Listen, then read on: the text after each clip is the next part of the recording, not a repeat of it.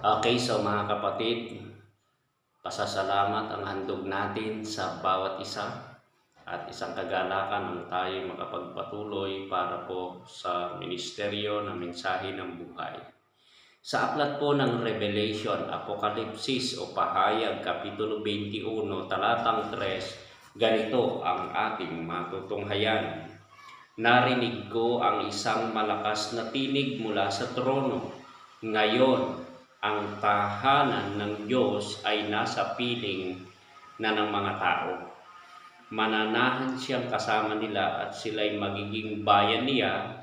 Makakapiling nila ng palagian ang Diyos at siya ang magiging Diyos nila. So purihin ang pagkabasa ng banal na kasulatan.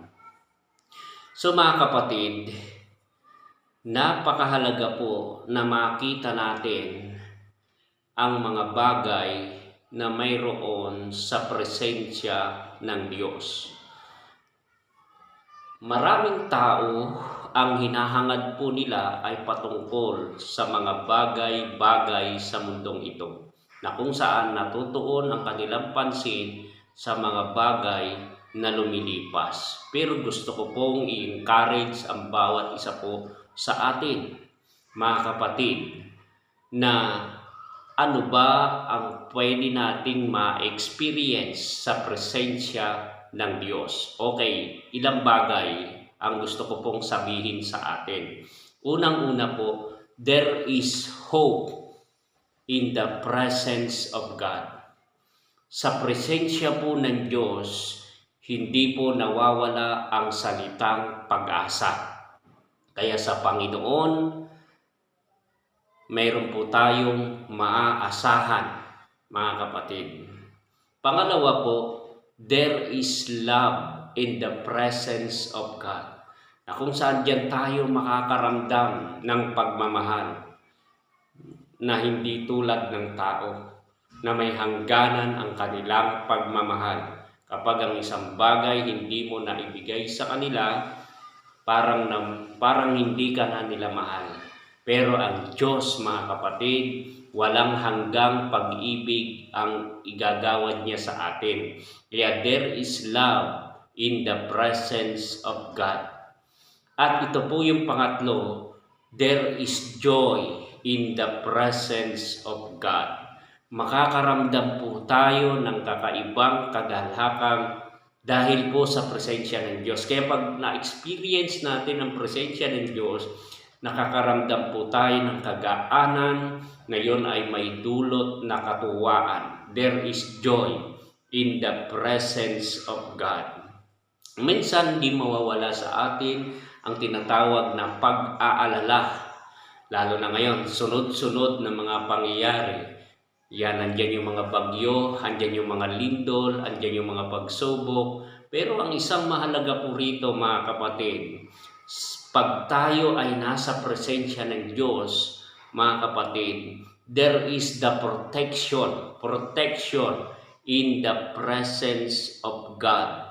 Yan, maaring tayo darating sa panahon ng mga kawalan, mangangailangan tayo, pero gusto ko pong sabihin sa atin sa oras na ito, there is the provision in the presence of God.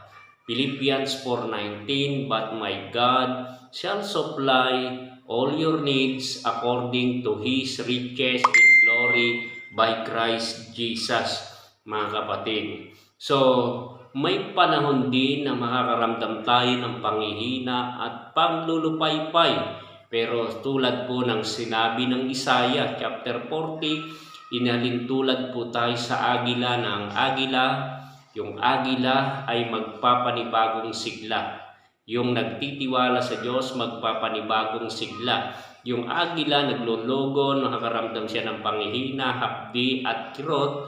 Pero mga kapatid, gusto kong sabihin sa atin, there is strength and power in the presence of God.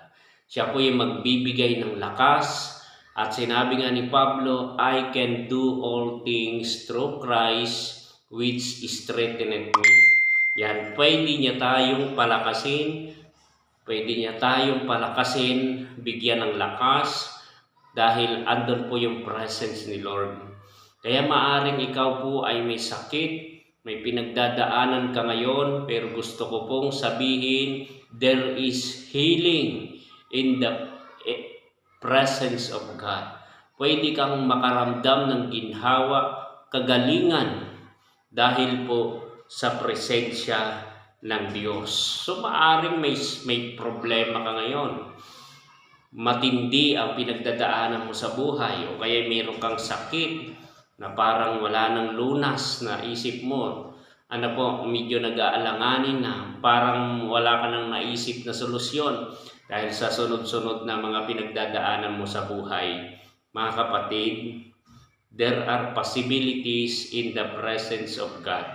So mga kapatid, gusto ko pong sabihin sa atin, dahil po sa presensya ng Diyos, magbibinipisyo ka. May kaibahan kapag tayo po ay nasa presensya ng Diyos. Huwag natin kalilimutan yung word na Emmanuel, God is with us. At yung word na Shekinah. What is Shekinah? A visible manifestation of the presence of God. So mga kapatid, kaya pwede bang pumikit tayo, manalangin, at i-invite ang presence ni Lord sa ating buhay.